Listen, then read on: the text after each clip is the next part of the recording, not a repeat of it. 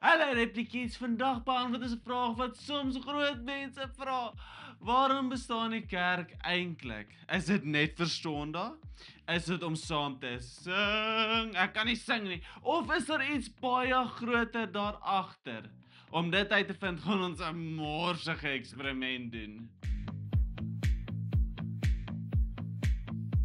Okay, kom ons kyk wat het ek in my professor Grapios tas vandag. Maak hom oop.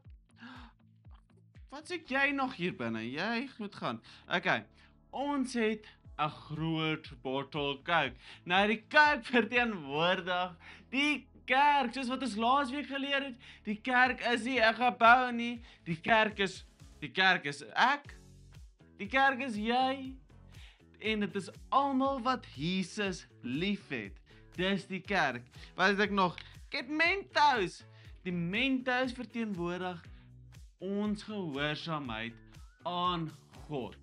Okay, maar as jy reg op die eksperiment te doen, ek is nog nie. Daar's 'n paar goedjies wat ek nog moet doen. Ek het 'n rolletjie, 'n papier gevat en hom in 'n rolletjie in verander sodat ek die Mentos daar binne in kan gooi. Sodat dit vir my makliker kan wees. Hierdie tas, ons kort hom nie vandag, ons kort hom nie meer nie. Ons kort nie meer die tas nie. Dan het ons weer 'n skinkbord. Laat ons nou nie mors vandag nie. So, kom ons vat is die Coke hierso. Vat ons die Mentos, ons het 'n oop Mento pakkie hierso. Okay, een volle pakkie Mentos het hier binne gepas. Is julle reg vir 'n groot gemors? Ek is nie. Kom ons 3, 2, 1.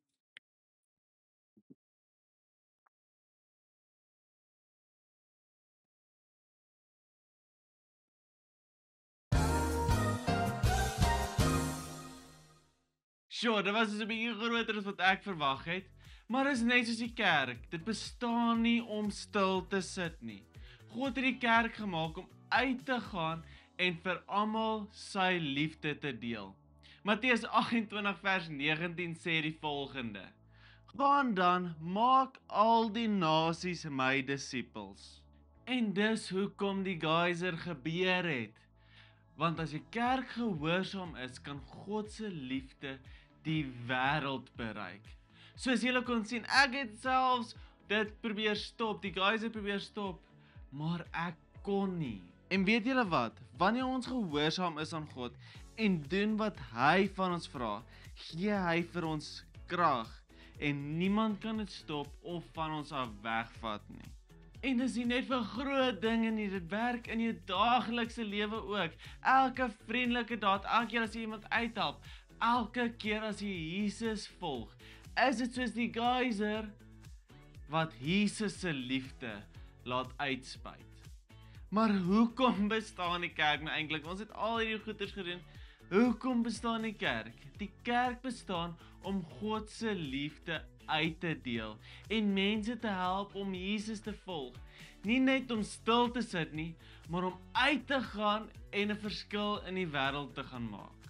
En kan ek vir jou geheim vertel? Dit begin by jou skool, in jou vriendekring, selfs in jou eie huis. Partykeer moet mamma en pappa ook herinner word dat Jesus nog steeds vir hulle lief is.